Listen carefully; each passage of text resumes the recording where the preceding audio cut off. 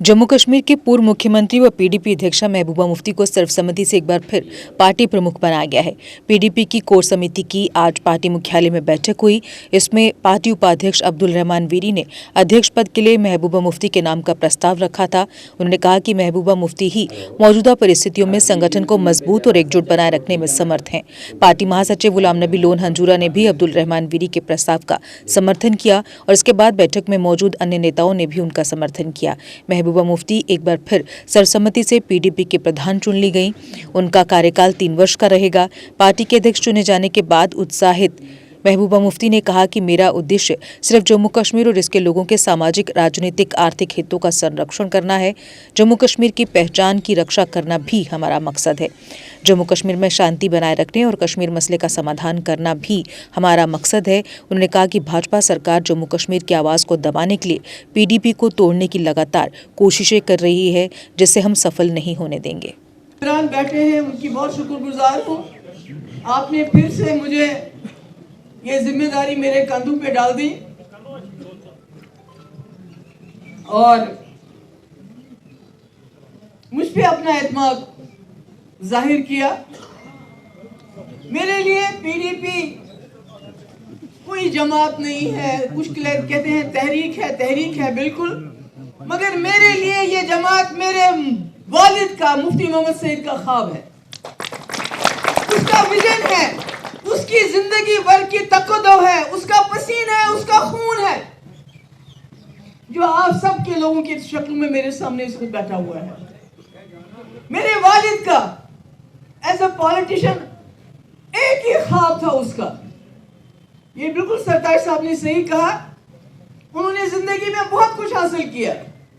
शायद ही जम्मू कश्मीर का कोई कश्मीरी मुसलमान इस मुल्क का होम मिनिस्टर बन सकता है जो मुफ्ती साहब ने बन के दिखा दिया। कोई नहीं हो सकता दूसरा, आजकल के हालात में बिल्कुल नहीं हो सकता है। कोई भी 3 साल के अंदर इतने काम नहीं कर सकता जो रास्तों के ख्वाब दिखाए थे दूसरी जमातों ने, मुफ्ती साहब ने खोल के दिखा दिया। मगर उसके बावजूद मुफ्ती साहब का ये कहना था, उनका एक शौक था जब से उन्होंने पॉलिटिक्स ज्वाइन की, कि जम्मू कश्मीर में, क्योंकि उन्होंने पूरे मुल्क में देखा था अलीगढ़ के ज़माने में कि ये जमहूरियत क्या है।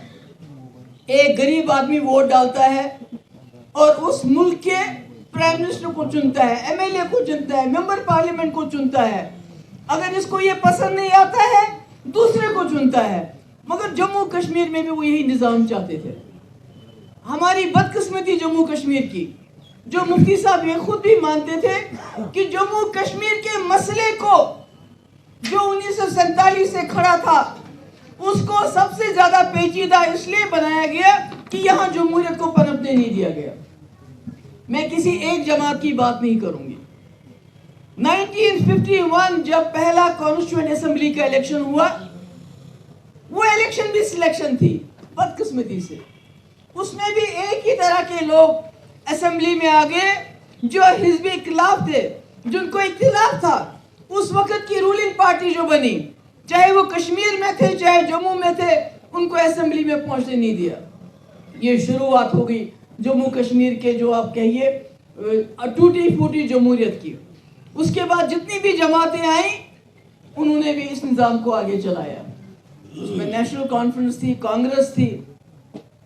मगर और आपको मुझे बताने की जरूरत नहीं है, 77 में दिल्ली वालों को पता नहीं क्या सूझी, एक इलेक्शन उस वक्त ठीक ठाक होने दिया, क्योंकि उस वक्त अपोजिशन थी नहीं, एक तरफा। और ये भी ख्याल था कि जो यहाँ सबसे ज्यादा अपोज करते थे हमको, जो अलहदी का नारा लगाते थे, वो अब मेन स्ट्रीम में आ गए हैं, इसलिए अब इलेक्शन को मैनिपुलेट करने की जरूरत नहीं है। अदरवाइज हमेशा इलेक्शन मैनिपुलेट होते थे।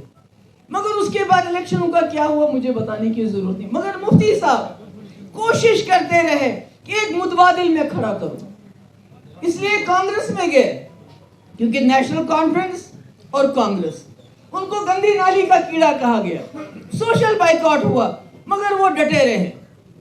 बहुत मेहनत की, मुझे नहीं लगता किसी पॉलिटिशियन ने इतनी मेहनत की होगी, सिर्फ इसलिए नहीं, कुर्सी के लिए नहीं, कुर्सी तो उन्होंने मेरे ख्याल में शायद मुश्किल से 27 साल की उम्र में जब वो सादिक साहब के कैबिनेट में मिनिस्टर बने, स्टेट मिनिस्टर बने, इसलिए वो कभी कुर्सी के पीछे नहीं भागे, इक्तिदार के पीछे नहीं भागे, मगर एक ही ख्वाब था, मैं जम्मू कश्मीर में एक वायबल, एक अच्छी अपोजिशन देना चाहता हूं यहाँ के लोगों को, ताकि एक ही जमात के ऊपर यहाँ के लोग डिपेंडेंट ना रहे।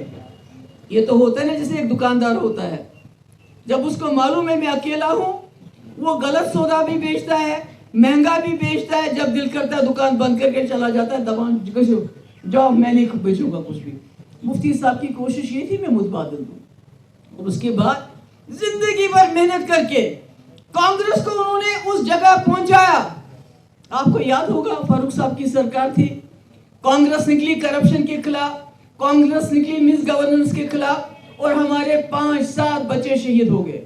कांग्रेस बन गई की कोशिश की कि ये मुफ्ती साहब शायद सही बात कहता है, वो जो हमें दिखाते हैं अलग ख्वाब वो होने वाले नहीं है, मगर जो निकलने वाला है it can be one नवासंगीरी सबंतुवन वही सबंतुवन बाई मैंने कलंदर ये तेरी खलंदर, जो निकलना है इसी मुल्क से मिलना है, बाहर से कुछ नहीं मिलना है।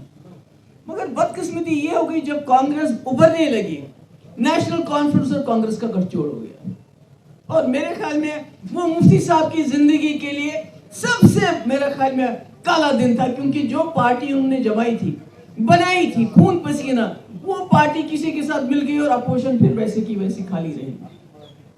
मुझे याद है, मैं इतना ज्यादा अपोजिशन की बात क्यों कर रही हूं, क्योंकि कोई भी जमहूरी निजाम तब तक मुकम्मल नहीं है जब तक अपोजिशन ना हो। अपोजिशन सवाल पूछती है, अपोजिशन अकाउंटेबिलिटी मांगती है।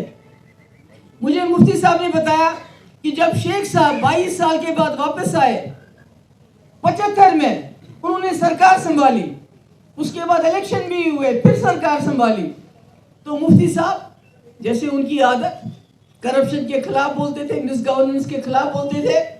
तो इंदिरा जी ने एक बार मुफ्ती साहब को फोन किया, मुफ्ती जी आप शेख साहब को क्यों सताते हो, इनकी मुखालफत क्यों करते हो, अब तो ये कौमी लहलंगर में आ गए हैं, अब तो ये मेन स्ट्रीम में वापस आ गए हैं, आप इनको क्यों काम नहीं करने देते हो। तो मुफ्ती साहब ने कहा, मैडम मैं अपोजिशन में हूं, मैं एक जमात चलाता हूं, मेरा काम है अपोज करना और डिपोज करना और बाहर करना। अगर ये काम सही नहीं करेंगे, अगर आप भी चाहती हैं कि मैं भी शेख साहब के दरवाजे पे, नेशनल कॉन्फ्रेंस के दरवाजे पे जाके हाथ फैलाऊं और अपनी जमात को ताला लगाऊं, तो ठीक है। तो इंदिरा जी ने कहा नहीं, ये सही कह रहे हो आप, जम्मू कश्मीर की सबसे बड़ी जरूरत है जमहूरियत में अपोजिशन का होना। और जब एनसी और कांग्रेस मिल गए, उसके बाद क्या हुआ मुझे वो बताने की बात जरूरत नहीं है, क्योंकि और एक अपोजिशन पार्टी सामने आ गई जो उसको, क्योंकि हमारा मिजाज नहीं था, चाहे कांग्रेस रही चाहे एनसी रही, पिछले में हमारा ये मिजाज नहीं था कि हम अपोजिशन को बर्दाश्त करें। और 87 में क्या हुआ वो दोहराने की वो हिस्ट्री है। जिस तरह हमारी हिस्ट्री है कि हमने बीजेपी के साथ हाथ मिलाया, इसी तरह हिस्ट्री है 87 में दांधलियां हुई, यहाँ के नौजवानों ने बंदूक उठाई, 1 लाख नौजवान हमारा शहीद हो गया, हमारी 1 लाख बच्चे यतीम हो गए, हमारी बच्चियां बेवा हो गई, हमारे बूढ़े माँ बाप बे औलाद हो गए। ये हकीकत है, इसमें क्या करेंगे आप। और इसीलिए 99 में मुफ्ती साहब ने पीडीपी बनाई। उस वक्त क्या हालात थे मुझे आपको बताने की जरूरत नहीं है। मुफ्ती साहब चाहते थे जम्मू कश्मीर में एक ऐसी अपोजिशन बने जहां जम्मू कश्मीर के लोग खुल के बात करें। हम कोई मुल्क के खिलाफ नहीं है, मगर मुल्क की जो सरकार उनकी पॉलिसी है उनकी मुखालफत हम करते हैं जब वो गलत करेंगे, और आज भी करेंगे, कल भी करेंगे। हमने पीडीपी बनाई और उसके बाद आपको पता है सरकार बनी। हमारी मंजिल, मैं आज भी कहना चाहती हूं, पीडीपी की मंजिल सरकार नहीं है, सरकार हमारा रास्ता है मंजिल तक पहुंचने के लिए। और मंजिल क्या है? मंजिल है मुफ्ती साहब का ख्वाब, जम्मू कश्मीर में जमहूरियत को मजबूत करके एक अच्छी अपोजिशन देना और जम्मू कश्मीर के लोगों को बाइज्जत तरीके से इस खून के समंदर से बाहर निकालना है।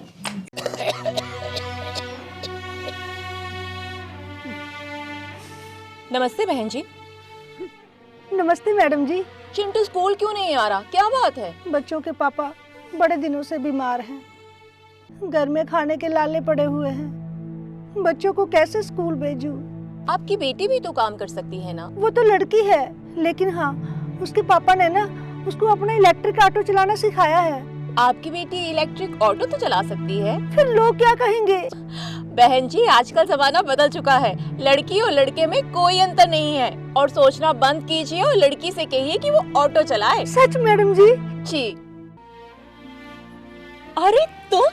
हेलो मैम, कैसे हो आप? तुम्हें देखकर बहुत ही खुशी हुई। तुम और लड़कियों को भी इलेक्ट्रिक ऑटो चलाने के लिए प्रेरित कर सकती हो। चलिए मैम, आपको भी छोड़ देती हूँ। जीती रहो।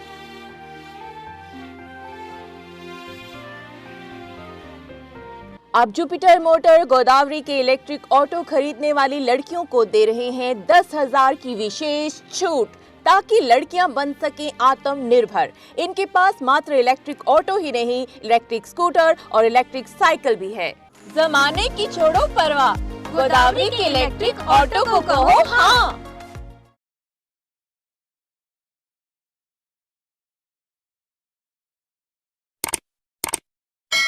जम्मू कश्मीर की खबरों के लिए जुड़े रहिए JK अपडेट के साथ।